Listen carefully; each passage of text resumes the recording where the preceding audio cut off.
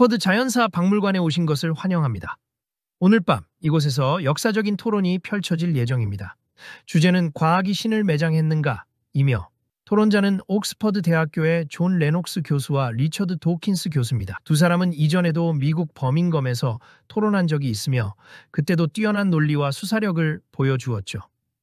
여기서 우리는 과학, 신앙과 증거, 그리고 도덕과 목적에 대한 논의를 나눌 겁니다. 그럼 먼저 리처드 도킨스 교수께 질문하겠습니다. 과연 과학이 신을 매장했을까요? 어떤 신을 말하는 겁니까? 아인슈타인의 신처럼 단순한 시적 비유일 수도 있고 물리학자들이 말하는 신처럼 우주 법칙을 만든 존재일 수도 있습니다. 이런 신은 그나마 논의할 가치가 있지만 저는 여전히 받아들이지 않습니다. 그러나 우리가 실제로 논의해야 할 신은 기독교의 신이죠. 존 레녹스 교수는 과학자이면서도 예수가 물을 포도주로 바꾸었다고 믿습니다. 물 분자에 단백질, 탄수화물, 알코올을 더했다는 거죠. 또한 예수가 물 위를 걸었다고도 믿습니다. 그리고 더 놀라운 것은 이 광대한 우주를 창조한 신이 죄를 용서하기 위해 지구라는 작은 행성에 와서 고통받고 처형당했다는 겁니다.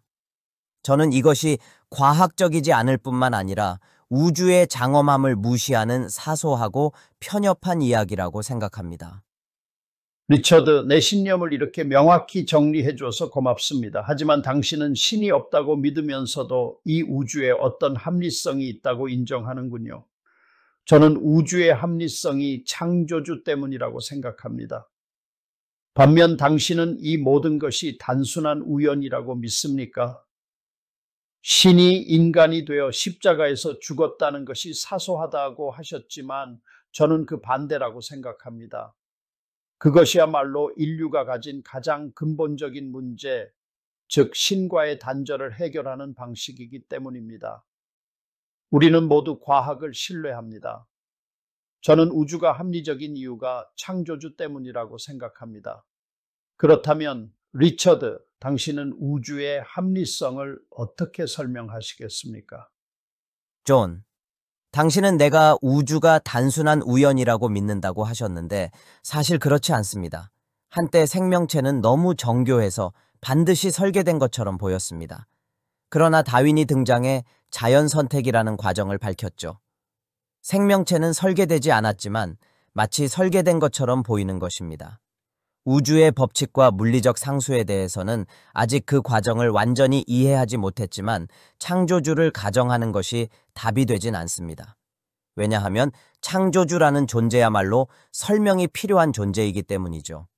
우주 자체가 어떻게 생겨났는지도 풀기 어려운데 그보다 훨씬 더 복잡한 신이 어떻게 존재하게 되었는지를 설명하는 것은 더욱 어렵습니다. 그리고 기독교 신처럼 죄를 걱정하고 처녀 탄생 같은 개념을 신봉하는 신을 받아들이는 것은 더욱 어렵습니다. 여기서 다윈과 우주 기원에 대한 여러 가지 문제가 있네요. 하지만 다윈도 생명의 기원이나 우주의 기원을 설명하지 못했죠. 그리고 당신도 우리가 아직 모른다고 인정했습니다. 하지만 우리가 과학을 하는 이유는 우주가 합리적으로 이해될 수 있다는 전제 때문입니다.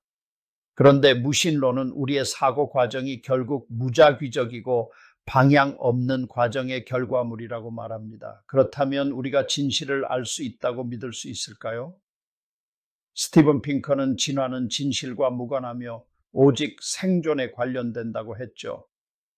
무신론이 우리의 이성 자체를 무너뜨리는 것은 아닌가요? 그건 말도 안 되는 주장입니다. 뇌가 진화를 통해 만들어졌다고 해서 우리가 진리를 이해할 수 없다는 건 무슨 논리인가요?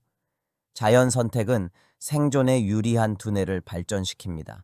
진실을 인식하지 못하는 생물은 생존할 수 없겠죠. 하지만 자연 선택이 어떻게 진실이라는 개념을 만들어낼 수 있나요? 단순히 생존을 위한 기제가 진실을 담보할 수 있습니까? 진실이란 우리가 현실에서 올바르게 행동할 수 있도록 해주는 것입니다. 바위를 보면 부딪히지 않고 피하는 것이 진실을 인식하는 것이죠. 진화는 당연히 생존에 유리한 방향으로 뇌를 발달시켰고 그 과정에서 현실을 정확히 인식하는 것이 필수적이었습니다. 하지만 많은 사람들이 거짓말을 하면서도 잘 살아가고 있지 않나요? 자연 선택이 반드시 진실을 향하도록 설계되었다고 보기는 어렵습니다. 그리고 당신은 다윈주의가 설계의 환상일 뿐이라고 주장하지만 최근 사이먼 컨웨이 모리스 같은 학자들은 생명의 진화 과정이 놀라운 정밀성을 보인다고 말합니다. 이렇게 정밀한 과정이 단순한 우연의 산물인가요? 오히려 이 과정 자체가 어떤 지성이 있다는 증거 아닐까요? 다윈의 자연 선택은 설계 없이 작동하는 과정입니다. 생물들은 단순히 생존에 유리한 방식으로 진화할 뿐 어떤 방향성이나 목적이 있는 것이 아닙니다. 물론 유사한 환경에서는 유사한 형태가 진화할 수 있지만 이는 자연 선택의 결과일 뿐이죠. 하지만 자연 선택이 반드시 무작위적이어야 한다는 법이 있나요? 당신은 원칙적으로 지성이 개입할 가능성을 배제하는 것 같은데 그럴 필요가 있나요? 이미 충분한 설명이 가능한데 굳이 초월적 존재를 가정할 이유가 없습니다. 중력이 작용하는 이유를 설명하기 위해 신이 돌을 끌어당긴다고 할 필요가 없듯이 진화 역시 그렇게 설명될 수 있습니다. 하지만 당신은 신과 과학을 대립하는 설명으로 보지만 저는 다르게 봅니다. 뉴턴이 중력을 발견했다고 해서 이제 신이 필요 없다고 말한 적이 없죠. 오히려 과학이 신의 창조를 더 깊이 이해하는 도구가 될 수 있다고 생각합니다. 하지만 신이라는 개념은 불필요한 가정입니다. 과학적으로 설명할 수 있는 현상에 신을 추가하는 것은 의미 없는 일입니다. 하지만 진화론조차도 정밀한 법칙을 전제로 하며 이 법칙들은 어디에서 온 걸까요? 결국 우주 자체가 어떻게 존재하게 되었는지가 핵심 문제 아닙니까? 그건 진화와는 별개의 문제입니다. 그렇죠. 하지만 그것이야말로 핵심 질문입니다. 당신은 모든 것은 단순한 것에서 복잡한 것으로 진화해야 한다고 믿죠. 그런데 생명의 기원을 보면 디지털 정보 체계를 가진 DNA가 있습니다. 우리는 정보가 항상 지성을 통해 생성된다는 것을 알고 있습니다. DNA는 인간이 사용하는 언어가 아닙니다. 그것이 정보처럼 보인다고 해서 반드시 지성이 필요하다는 건 아닙니다. 하지만 우리는 정보가 무작위적으로 생성된다는 사례를 알지 못합니다. 마치 정교한 프로그램이 저절로 만들어졌다고 주장하는 것과 같습니다. 저는 오히려 이 모든 것이 이성을 가진 창조자의 결과라고 보는 것이 더 논리적이라고 생각합니다. 그건 단순히 나는 믿을 수 없다는 논리입니다. 하지만 우리가 과학적으로 설명할 수 없는 것을 신으로 대신하는 것은 바람직하지 않습니다. 그렇다면 당신은 결국 우주는 그저 존재한다는 입장인가요? 그렇습니다. 우주가 존재하는 것은 신보다 더 단순한 가정입니다. 하지만 당신도 우주가 당신을 창조했다고 믿는다면 그 기원에 대한 설명이 필요하지 않습니까? 우리는 모두 어떻게 시작되었는가라는 질문을 마주해야 합니다. 하지만 저는 복잡한 신을 가정하기보다는 단순한 시작을 가정하는 것이 더 타당하다고 생각합니다. 하지만 복잡한 책이 단순한 무작위적 과정으로 만들어지지 않는 것처럼 우주도 단순한 기원에서 나올 수 있을까요? 저는 오히려 합리적 지성이 그 배경에 있다고 보는 것이 더 설득력이 있다고 생각합니다. 리처드, 당신은 복잡한 것들이 존재하고 뇌도 그중 하나라고 말했습니다. 하지만 저는 이렇게 묻고 싶습니다. 왜 우주 전체를 하나의 거대한 지성의 결과물로 볼 수는 없는 걸까요? 그건 간단합니다. 내 뇌가 책을 쓸 수 있는 이유는 뇌 자체가 진화의 산물이기 때문입니다. 우리는 과거로 거슬러 올라가 생명의 기원을 찾고 다시 우주의 기원을 찾습니다. 그리고 과학은 복잡한 뇌가 단순한 시작점에서 비롯되었음을 설명할 수 있습니다. 하지만 과학이 생명의 기원을 완전히 설명했다고 보지는 않습니다. 최근 연구에서도 기적이라는 단어가 자주 등장하더군요. 원시 환경에서 단순한 분자들이 스스로 조직화되어 생명이 탄생하는 과정을 과학적으로 증명하기에는 아직 갈 길이 멉니다. 우리가 아직 완전히 모른다고 해서 따라서 신이 만들었다라고 결론 내리는 것은 과학적 태도가 아닙니다. 과학은 여전히 연구 중이며 자연적 설명이 나올 가능성이 충분합니다. 저는 단순히 모르니 신이 만들었다라고 말하는 것이 아닙니다. 오히려 과학이 발전할수록 어떤 영역에서는 새로운 의문이 생기기도 하죠. 저는 우주의 수학적 정밀성과 생명의 복잡성이 단순한 우연보다 더 깊은 설계를 시사한다고 생각합니다. 하지만 당신은 과학이 답을 찾지 못한 부분을 신으로 채우려 합니다. 이것이 바로 틈새의 신 논리입니다. 과학이 밝혀낼 수 없는 부분도 있을 수 있지 않을까요? 저는 오히려 과학이 신의 흔적을 찾는 도구가 될 수도 있다고 생각합니다. 그리고 역사적으로도 신이 개입한 사건이 있다고 믿습니다. 갑자기 우주와 생명의 기원에서 2000년 전 예수의 부활 이야기로 넘어가시는군요. 저는 우주의 법칙을 만든 신이 인간으로 태어나 십자가에 못 박혀야만 죄를 용서할 수 있었다는 개념이 터무니없다고 봅니다. 하지만 이 세상은 도덕적으로 무너져 있습니다. 단순한 용서는 문제가 해결되지 않습니다. 이 세계는 정의를 요구합니다. 그럼 신이 스스로 고통받아야 했다는 겁니까? 하나님은 자신의 아들을 통해 인간에게 용서를 제시하셨습니다. 이는 단순한 용서 이상의 의미를 가집니다. 저는 정의와 도덕이 인간 사회의 산물이라고 생각합니다. 그리고 도덕에 대한 설명은 다윈주의적으로도 가능합니다. 하지만 궁극적인 정의는 존재하지 않는다는 뜻인가요? 우리는 비교적 평온한 환경에서 살고 있지만 세상에는 엄청난 불의가 존재합니다. 만약 신이 없다면 그런 불의가 영원히 해결되지 않는다는 뜻입니다. 그렇다 해도 단순히 우리가 바라는 것이 현실이 되는 건 아닙니다.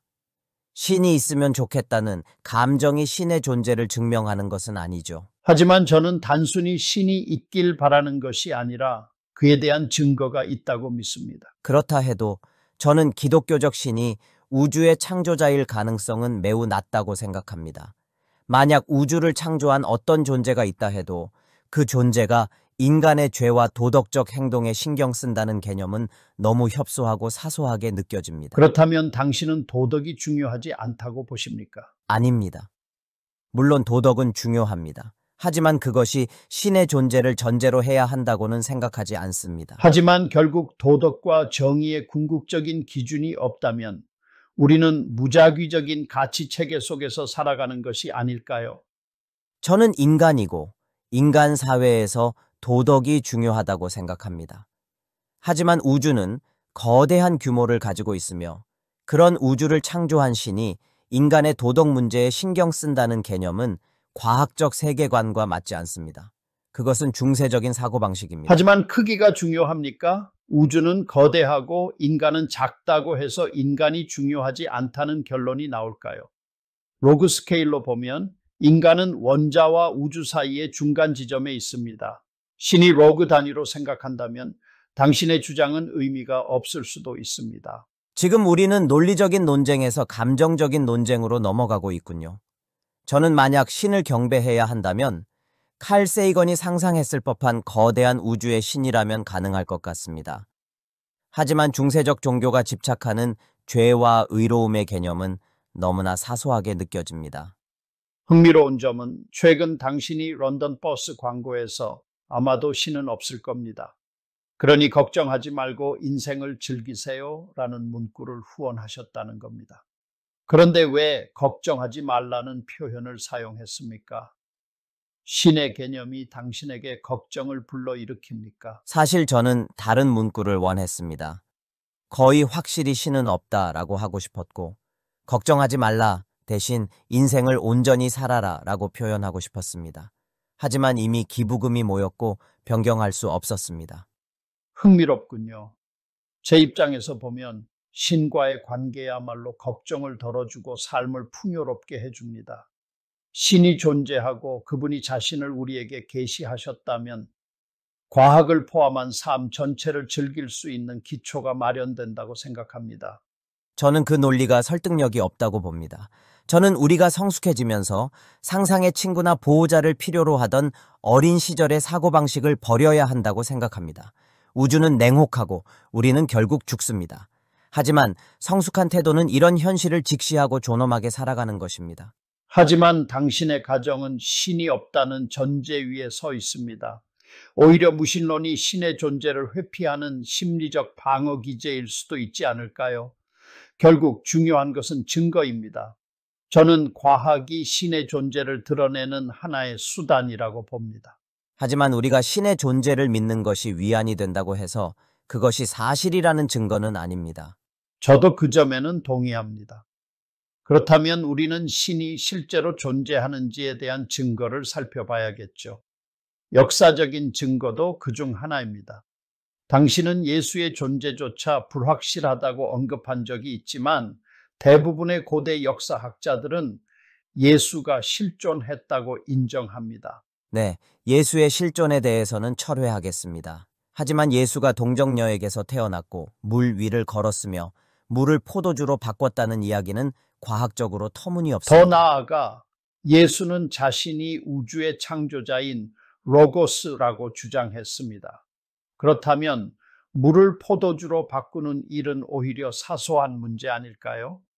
중요한 것은 그가 누구이며 어떤 증거를 남겼느냐입니다.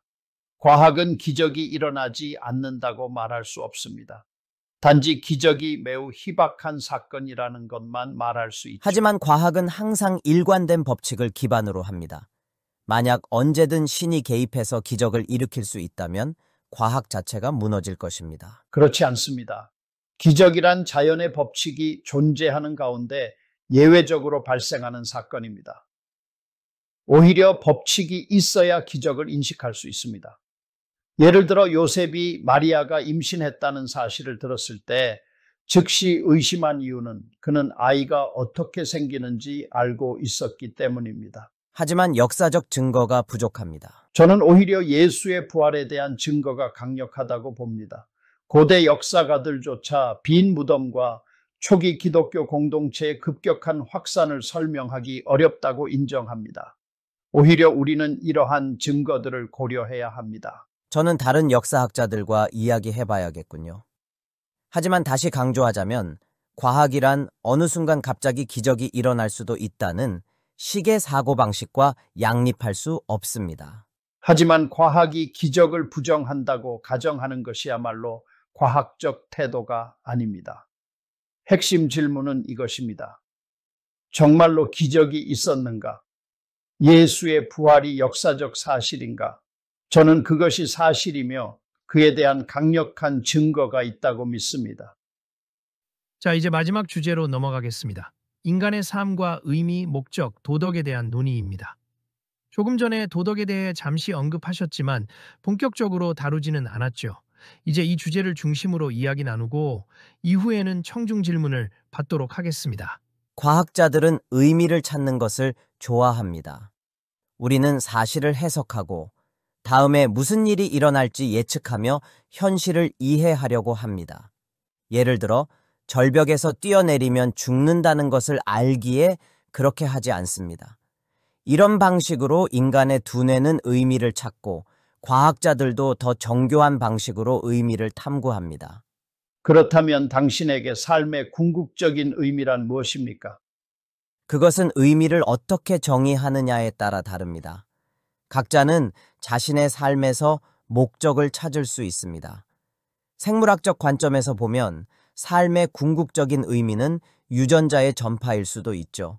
이 두 가지 의미는 서로 다른 차원의 것이지만 둘 다 사실입니다. 제게 중요한 질문은 궁극적인 현실의 본질이 무엇인가입니다. 만약 궁극적인 현실이 단순한 원자와 에너지의 집합이라면 어떻게 의식이 탄생하고 우리가 의미를 인식할 수 있는 존재가 되었을까요? 우리가 의미를 이해할 수 있는 이유는 단순한 물질이 아닌 더 근원적인 지성이 존재하기 때문일 수 있습니다. 저는 궁극적인 현실이 인격적인 신이며 선하고 생명과 의미의 근원이라고 믿습니다. 그리고 그 신은 우리가 과학을 연구하고 지적 능력을 개발하도록 장려하십니다. 따라서 삶의 의미는 단순히 7, 80년 살다가 끝나는 것이 아닙니다. 우리 존재는 사라지지 않고 더 넓은 희망을 향해 나아간다고 믿습니다. 이것이야말로 광대한 우주를 창조한 신이 가지기에 합당한 비전이며 단순한 무신론적 세계관보다 훨씬 더 풍부한 의미를 제공합니다. 하지만 그것이 사실인지가 핵심입니다. 믿고 싶은 것이 현실이 되는 것은 아니니까요. 당신은 죽음 이후에도 계속 존재한다고 믿습니까? 그렇습니다. 그렇다면 뇌가 죽어도 당신의 무언가가 남는다고 믿는 것이군요. 그렇다면 진화 과정에서 언제부터 그런 능력이 생겼다고 생각하십니까? 정확한 시점은 알지 못합니다. 하지만 인간이 하나님의 형상대로 창조되었다고 믿습니다. 그 말은 무엇을 의미합니까? 신이 인간과 같은 모습을 하고 있다는 뜻인가요? 아닙니다. 그것은 인간이 인격적 존재라는 의미입니다. 신도 인격적 존재이며 우리는 신과 관계를 맺을 수 있습니다. 그렇다면 호모 에렉투스는 인격적인 존재였나요? 화성만으로는 인격의 유무를 판단할 수 없습니다. 그러면 인간이 인격을 갖게 된 순간이 따로 있다고 생각하시나요? 아니면 점진적으로 변화한 것인가요? 제 생각에는 특정 시점에서 하나님이 특별한 일을 하셨다고 봅니다. 하지만 그것을 과학적으로 입증하기는 어렵습니다. 그렇다면 신이 어느 순간 진화 과정에 개입해 이제부터 너희는 인격적 존재가 될 것이다 라고 선언했다는 건가요? 하나님이 진화 과정을 통해 일하셨는지 직접 개입하셨는지는 열려있는 문제라고 생각합니다. 저는 다윈이 관찰한 변이와 자연 선택이 일어난다고 믿지만 그것만으로 의식 같은 것이 생겨났다고 보지는 않습니다. 논의가 잠시 벗어났군요. 다시 주제로 돌아가서 인간 존재의 목적에 대해 이야기해 봅시다.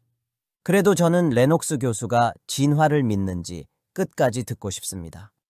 저는 다윈이 관찰한 자연 선택을 인정합니다. 하지만 변이와 자연 선택만으로 의식이나 도덕이 생겨날 수 있다고 보지는 않습니다. 신이 우주의 특정 지점에서 특별한 개입을 하셨을 가능성이 있다고 생각하지만 그것이 제 신앙의 핵심은 아닙니다. 좋습니다. 두 분 다 인간의 목적과 도덕에 대해 충분히 논의했다고 생각하십니까? 이제 질문을 받는 것이 좋겠습니다. 알겠습니다. 첫 번째 질문은 레녹스 교수님께 드리겠습니다. 세계 여러 종교들이 공통적인 도덕적 가치를 공유하는데 왜 기독교가 특별하다고 생각하십니까? 흥미로운 질문입니다. 많은 종교에는 공통적인 도덕적 가치가 존재합니다. 실제로 도킨스 교수님도 책에서 공통된 도덕적 기반이 있다고 언급하셨죠. 저는 이것이 모든 인간이 하나님의 형상대로 창조되었기 때문이라고 생각합니다. 따라서 종교를 믿든 안 믿든 인간이라면 도덕성을 공유하는 것이 당연합니다. 그러나 종교들은 신과의 관계에 대한 입장에서 크게 차이를 보입니다. 많은 종교는 인간이 선행을 통해 신과의 관계를 맺는다고 가르칩니다. 반면 기독교는 신이 먼저 인간에게 다가오셨고 인간은 공로가 아니라 은혜로 신과의 관계를 맺는다고 가르칩니다. 이것이 기독교를 독특하게 만드는 요소입니다. 도킨스 교수님께 질문 드리겠습니다. 종교에는 목적이 없다고 생각하십니까? 물론 아닙니다. 많은 사람들이 종교를 통해 목적을 찾습니다. 종교는 역사적으로 인간의 삶을 형성해온 중요한 요소입니다. 다만 저는 사람들이 상상 속의 목적에 헌신하는 것이 안타깝다고 생각합니다. 레녹스 교수님께 드리는 마지막 질문입니다. 만약 신이 인간을 창조했다면 왜 인간의 디자인에는 결함이 존재하는가? 이 질문은 인간이 결함이 있다는 전제를 가지고 있습니다. 하지만 모든 설계는 타협의 산물입니다. 우리가 완벽하지 않다고 해서 설계자가 존재하지 않는다는 결론이 나오는 것은 아닙니다. 또한 저는 우리가 손상된 우주에 살고 있다고 믿습니다. 세상에는 도덕적 악과 고통이 존재하며 그것은 단순한 설계 결함이 아니라 인간의 타락과 관계된 문제일 수도 있습니다. 이는 더 깊은 차원의 질문이며 신학과 철학이 다뤄야 할 주제라고 생각합니다. 도킨스 교수님께 질문 드리겠습니다. 물리법칙의 기원을 어떻게 설명하시겠습니까? 저는 물리법칙이 어떻게 생겨났는지 모릅니다. 하지만 분명한 것은 그것을 신이 설계했다고 주장하는 것은 설명이 아니라 더 큰 문제를 만드는 것입니다. 물리법칙이 매우 정밀하게 조정되어 있으며 만약 조금이라도 달랐다면 우주가 존재할 수 없었을 것이라는 주장이 있습니다. 이에 대해 어떤 사람들은 신이 우주의 법칙을 정밀하게 조정했다고 주장하지만 이는 설명이 아니라 새로운 질문을 만들어낼 뿐입니다. 대신 인류 원리를 고려할 수 있습니다. 우리가 존재한다는 사실 자체가 우리가 존재할 수 있는 조건을 갖춘 우주 안에 있다는 것을 의미합니다. 즉, 우리가 이런 법칙을 가진 우주에 있는 것은 당연합니다. 또한 다중 우주 이론도 있습니다. 여러 개의 우주가 존재하고 각 우주는 서로 다른 물리 법칙을 가질 수 있습니다. 우리는 단순히 생명이 존재할 수 있는 법칙을 가진 우주에 있을 뿐입니다. 결론적으로 저는 물리 법칙의 기원을 알지 못합니다. 하지만 그 답이 신일 수는 없다고 생각합니다. 이제 두 분께 마지막 발언 기회를 드리겠습니다. 레녹스 교수님부터 시작해 주세요. 과학이 신을 매장했습니까? 저는 그렇지 않다고 생각합니다. 16, 17세기 과학혁명의 원동력 중 하나는 신에 대한 믿음이었습니다. 많은 과학자들이 우주가 합리적으로 이해될 수 있다고 믿었기 때문에 과학이 발전할 수 있었습니다. 오히려 신에 대한 신념이 과학의 발전을 촉진한 것이죠. 물리법칙의 기원에 대한 질문에 대해 도킨스 교수님께서 모른다고 솔직히 말씀하셨습니다. 저는 그 답이 성경이 말하는 로고스, 즉 우주를 창조한 신이라고 생각합니다.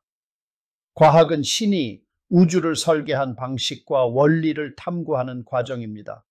저는 무신론이 합리성의 기원을 충분히 설명할 수 없다고 생각합니다. 또한 기독교 신앙이 반과학적이라는 주장에도 동의할 수 없습니다. 과학과 역사적 연구를 동일한 수준으로 존중해야 한다고 생각합니다. 마지막으로 도덕의 기원을 고려해야 합니다. 도킨스 교수님은 자신의 저서에서 우주는 본질적으로 선도 악도 없으며 단지 DNA가 존재할 뿐이다 라고 하셨습니다. 하지만 저는 무신론이 도덕을 유지할 수 있는가에 대한 근본적인 의문을 제기하고 싶습니다. 니체와 카미 같은 철학자들은 무신론이 궁극적으로 도덕적 가치의 붕괴로 이어질 수 있다고 보았습니다. 무신론은 결국 피터 싱어 같은 윤리학자의 주장으로 이어질까요? 그는 인간의 가치를 동물과 동일하게 놓기도 했습니다. 우리가 정말로 그런 세계를 원합니까? 피터 싱어는 제가 아는 가장 윤리적인 사람 중 한 명입니다. 그는 고통을 줄이는 것을 최우선으로 생각하며 그의 주장은 철저한 윤리적 논리에 기반하고 있습니다. 레녹스 교수님께서 제가 한 말을 인용하셨는데 우주는 본질적으로 선도 악도 없으며 물리 법칙에 따라 움직일 뿐입니다. 하지만 저는 그것이 끔찍한 결정론적 세계라는 해석에는 동의하지 않습니다. 오히려 그것은 우리가 살아가는 세상이 합리적이고 이해 가능한 방식으로 작동한다는 의미입니다. 우리가 존재하는 것은 우리가 존재할 수 있는 조건을 갖춘 우주에 있기 때문입니다. 만약 우주가 불합리하고 법칙이 존재하지 않는 혼돈 속에 있었다면 우리는 생겨날 수도 생존할 수도 없었을 것입니다. 따라서 우리가 합리적인 우주에 존재하는 것은 필연적인 결과입니다. 과학은 아직 모든 것을 설명하지 못합니다. 하지만 우리가 모르는 것이 있다고 해서 신이 했다고 말하는 것은 지적 게으름에 불과합니다. 다윈 이전에는 생명의 복잡성이 너무 커서 신이 만들었다고 믿는 것이 당연했습니다. 그러나 다윈은 자연 선택을 통해 그 복잡성이 어떻게 생겨났는지 설명했습니다. 다윈의 발견이 우리에게 주는 교훈은 간단합니다. 포기하지 말라. 오늘날 우리는 생명의 기원과 우주의 기원 같은 문제를 해결하지 못했지만 그것이 해결되지 않을 것이라고 단정할 이유는 없습니다. 우리는 계속 탐구해야 합니다. 그리고 설령 우리가 모든 답을 찾지 못한다 해도 그것이 신이 했다라는 결론을 정당화하지는 않습니다. 두 분 교수님께 감사드립니다. 정말 치열하면서도 품격 있는 토론을 보여주셨습니다. 청중 여러분도 함께해 주셔서 감사합니다. 이제 두 교수님께 감사의 박수를 보내주시길 바랍니다.